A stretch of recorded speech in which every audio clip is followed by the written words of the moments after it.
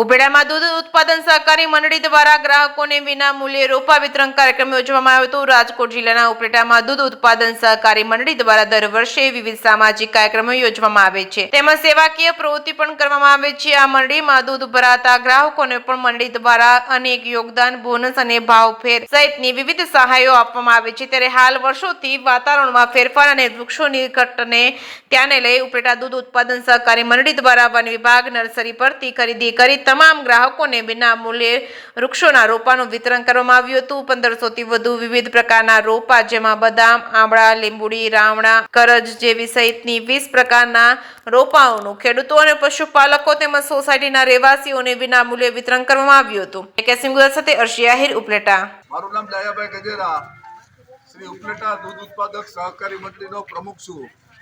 દર વર્ષે ઉપલેટા મંડળી દ્વારા હજારો વૃક્ષોના રોપાઓ અર્પણ કરવામાં આવે છે। અમારો હેતુ વર્તમાન સમયમાં જે પર્યાવરણની અસંતુલન થઈ રહ્યું છે તેને કારણે વધુ વરસાદ, દુષ્કાળ, અતુલ પવન જે કંઈ બનાવો બની રહ્યા છે એ ખાસ કરીને ક્લાઇમેટ ચેન્જ જે કહેવાય, ક્લાઇમેટ ચેન્જને કારણે આ થાય છે। એટલે વધુ વૃક્ષો વાવો, કારણ કે જે જંગલ છે આ છેલ્લા 10 વર્ષની અંદર 6% જેટલા જંગલ ઘટી ગયા છે। તો જંગલ જગ્યાએ ઘટે છે તો એ જંગલની જગ્યા ઉમેરવા માટે લોકોએ પોતપોતાના ખેતરોમાં આ વૃક્ષો વાવવા પડશે।